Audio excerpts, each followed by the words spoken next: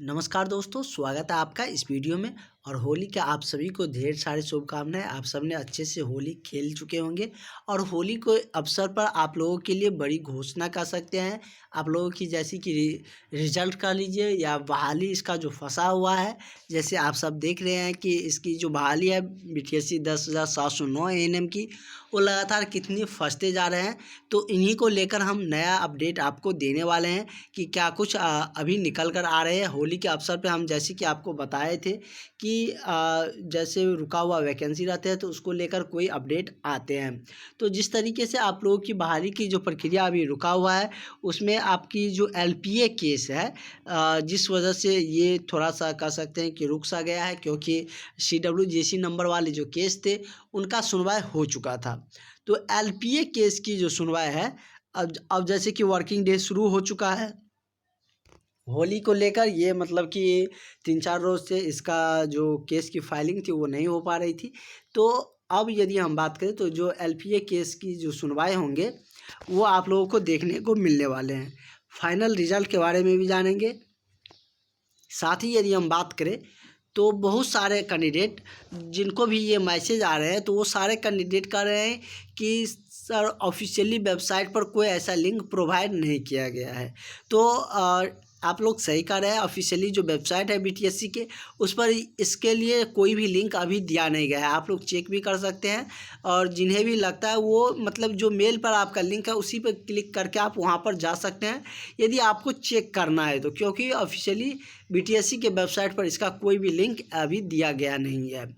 अगर उस केस में दिया जाएगा जब फाइनल रिजल्ट आने की जो 1 सप्ताह पहले जैसे होती है तैयारियां करते हैं BTSC, जो कि ऑब्जेक्शन राइज करने के लिए दिया जाता है तो उस टाइम दिया जाएगा। अभी कोई भी लिंक प्रोवाइड नहीं किया गया है। वही यदि हम बात करें तो LPA केस की जो सुनवाई है वो आप लोगों को जल्द देखने को मिलने वाली है, जो कि इसके बारे में हम लोग चर्चा कर लेते हैं।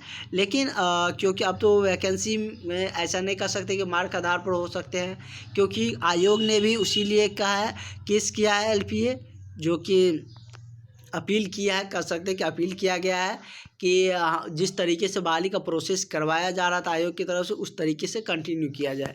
तो ऐसे में आप लोग की तैयारी होनी चाहिए, क्योंकि अगर इसमें किसी का नहीं भी होता है तो नेक्स्ट जो वैकेंसी आने वाली है और उसमें आपको तैयारी अगर बेहतर रहेंगे तो निश्चित रूप से आपका रिजल्ट होगा। और इस वैकेंसी में अभी समय लग सकते हैं क्योंकि ये केस में फंस गया है नया बहाली आपको जल्द देखने को मिलने वाले हैं। तो उसके लिए आप लोग प्रॉपर तैयार रहिए। ये नहीं कि आपका जब एग्ज़ाम डेट 1 महीना बचा तब आप तैयारी कर रहे हैं, ऐसे में आपकी तैयारी अच्छी नहीं हो पाएंगी, क्योंकि आप सबने BTSC 10,709 की जो एग्ज़ाम दिए थे आपको पता चल गया होगा कि क्वेश्चन कैसे आते हैं। कंपटीशन एग्ज़ाम है, टफ क्वेश्चन आएगा ही। उसमें अगर ईजी भी आता है तो उसमें कंपटीशन का नाम ही है, उसमें जो स्कोर ज़्यादा करेगा उसको होगा। इसलिए आप लोग अपनी तैयारी पर फोकस करें, 100% आपका एग्ज़ाम निकलेगा। और इसके लिए आप लोग इस नंबर पर कांटेक्ट करके क्लास ज्वाइन कर सकते हैं। तो हम LPA केस की हम बात कर रहे थे। तो आपका जो LPA केस है वो आप अब बहुत जल्द, ये वाला जो केस है जो नया केस किया गया है, जो कि ये आयोग के द्वारा नहीं किया गया है, एक LPA केस है जो कि बिहार सरकार के द्वारा किया गया है। ये LPA केस किसी कैंडिडेट के द्वारा किया गया है, जो कि आप देख सकते हैं कि रीपटिशनर में वही अर्चना कुमारी है, पिटिशनर में दिया गया है पूजा कुमारी का। क्योंकि यदि ये किया है तो इसका मतलब ये है कि ये इसलिए किया है कि मार्क्स आधार पर जो सुनवाई आया था तो ये सब विचार रहे थे कि LPA केस करके जो एग्ज़ाम दिए हैं हम लोग क्वालिफाई किए हैं, तो उस आधार पर भी आयोग तो अपना काम कर ही रहे हैं। ये सब भी LPA केस दर्ज किया है ताकि हमें भी इसके संबंधित जो जानकारियाँ या जो सुनवाई आ सके वो हमें मतलब उसका लाभ मिल सके, इसलिए ये सारा केस किया गया है LPA का। इस केस की जो सुनवाई है आप लोग को जल्द देखने को मिलने वाली है। और वैसे जो कंबाइंड डिसीजन 2 केसों के आने थे LPA वर्सेस CWJC नंबर का, वो अप्रैल में 2 तक आना था। अब नया जो केस आ गया है उसके वजह से उसमें भी थोड़ी सी डिले देखने को मिल सकती हैं। क्या कुछ होते हैं वो सारी जानकारियाँ हम आप तक ज़रूर पहुंचाएंगे।